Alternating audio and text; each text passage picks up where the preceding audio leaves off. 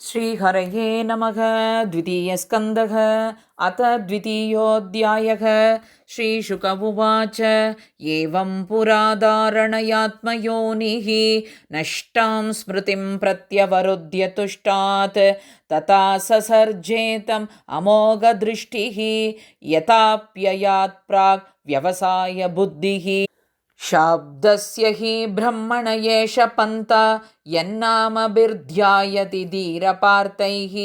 परिभ्रमस्तत्र न विन्दतेऽर्थान् मायामये वासनया शयानः अतः कविर्नामसु यावदर्थः स्यादप्रमत्तो व्यवसाय बुद्धिः सिद्धेन्यथार्थेन यतेत तत्र परिश्रमं तत्र समीक्षमानः सत्यांक्षितौ किं कशिपोः प्रयासैः बाहौ स्वसिद्धे ह्युपबर्हणैः किं सत्यञ्जलौ किं पुरुधान्नपात्र्या दिग्वल्कलादौ सदि किं दुकूलैः चीराणि किं पतिनः सन्ति दिशन्ति भिक्षां नैवाङ्घ्रिपाः परभृतः सरितोऽप्यसुष्यन् रुद्धा गुहा किमजितो वदि नोपसन्नान् कस्माद् भजन्ति कवयो धनदुर्मदान्तान् एवं स्वचित्ते स्वत एव सिद्ध आत्मा प्रियोऽर्थो भगवान् अनन्तः तं निर्वृतो नियतार्थो भजेत संसारहेतोः परमश्च यत्र कस्तां त्वनादृत्य परानुचिन्तां ऋते पशून् सतीं नाम युञ्ज्यात् पश्यञ्जनं पतितं वैतरण्यां स्वकर्मजान् परितापाञ्जुषानं केचित् स्वदेहान्तर्हृदयावकाशे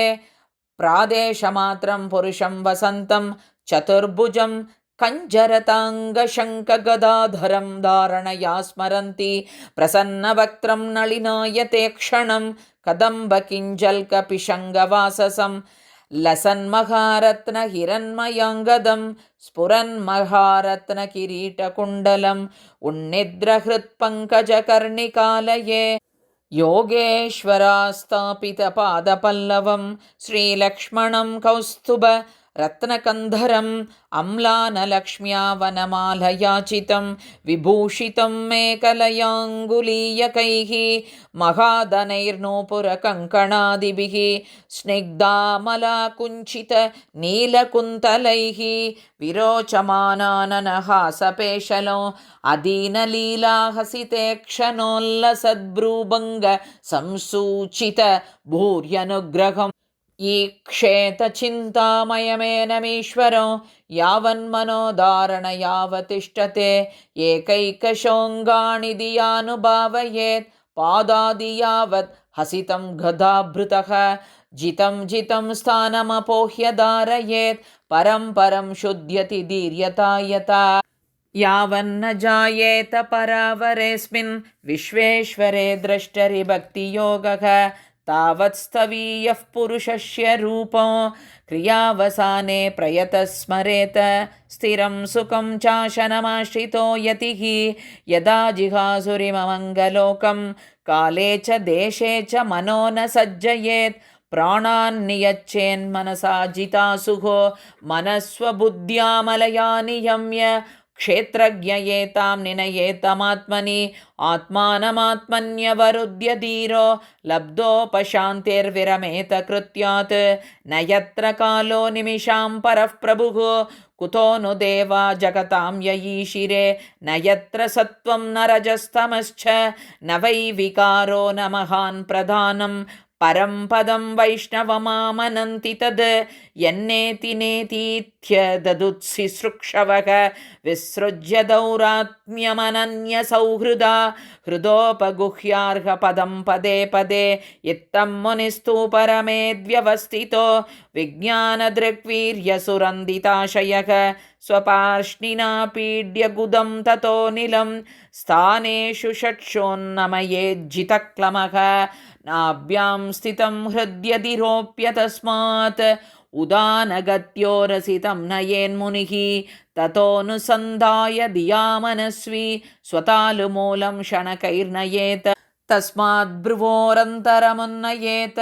निरुद्धसप्तायतनोऽनपेक्षः स्थित्वा मुहूर्तार्धमकुण्ठदृष्टिः निर्भिद्यमूर्धन् विसृजेत् परं गतः यदि प्रयास्यन् नृपपारमेष्ट्यं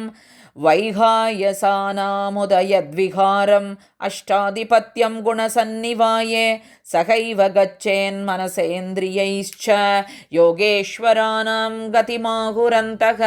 बहिस्त्रिलोक्याः पवनान्तरात्मनां न कर्मभिस्तां गतिमाप्नुवन्ति विद्यादपो योगसमाधिभाजां वैश्वानरं यादि विहाय सा गतः सुषुम्नया ब्रह्मपतेन शोचिषा विदूतकल्कोत हरेरुदस्तात्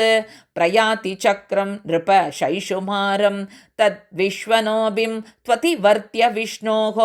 अणीयसा विरजेनात्मनैकः नमस्कृतं ब्रह्मविधामुपैति कल्पायुषो यद्विबुधा रमन्ते अतो अनन्तस्य मुखानलेन दन्दह्यमानं स निरीक्ष्य विश्वं निर्याति सिद्धेश्वरजुष्टधिष्ण्यं यद्वैपराद्यं तदुपारमेष्ट्यं न यत्र शोको न जरा न मृत्युः नार्तिर्न चोद्वेगरुते कुतश्चित् यच्चित्ततोदः कृपया निधं विदां दुरन्तदुःखप्रभवानुदर्शनात् ततो विशेषं प्रतिपद्य निर्भयः तेनात्मनापो नलमूर्तिरत्वरन् ज्योतिर्मयो वायुमुपेत्य काले वायुवात्मनाकं बृहदात्मलिङ्गं घ्राणेन गन्धं रसनेन वैरसं रूपं तु दृष्ट्या श्वसनं त्वचैव श्रोत्रेण चोपेत्य नभो गुणत्वं प्राणेन चाकूतिमुपैति योगी सबोधसूक्ष्मेन्द्रियसन्निकर्षं मनोमयं देवमयं विकार्यं संसाद्य गत्या सहतेन याति विज्ञानतत्त्वं गुणसन्निरोधं तेनात्मनात्मानमुपैति शान्तम् आनन्दमानन्दमयोऽवसाने एतां गतिं भागवतीं गतो यः स वै पुनर्नेक विसज्जतेऽङ्ग एते श्रुतीते नृपवेदगीते त्वयाभिपृष्टेह सनातने च ये वै पुरा ब्रह्मण आहपृष्ट आराधितो भगवान् वासुदेवः न ह्यतोऽन्यः शिवः पन्था विशतः संसृता विह वासुदेवे भगवती भक्तियोगो यतो भवेत् भगवान् ब्रह्मकात्स्न्येन त्रिरन्वीक्ष्य मनीषया तदध्यवस्यत्कूटस्थो रतिरात्मन् यतो भवेत् भगवान् सर्वभूतेषु लक्षितः स्वात्मना हरिः दृश्यैर्बुद्ध्यादिभिर्द्रष्टा लक्षणैरनुमापकैः तस्मात् सर्वात्मना राजन् हरिः सर्वत्र सर्वदा श्रोतव्यः कीर्तितव्यश्च स्मर्तव्यो भगवान् नृणां पिबन्ति ये भगवत आत्मनः सतां कथामृतं श्रवणपुटेषु संभृतं पुनन्ति ते विषयविदूषिताशयं व्रजन्ति तच्चरणसरोरुहान्तिकम् इति श्रीमद्भागवते महापुराणे पारमहंस्यां संहितायां द्वितीयस्कन्धे पुरुषसंस्थावर्णनं नाम द्वितीयोऽध्यायः। श्रीहरये नमः।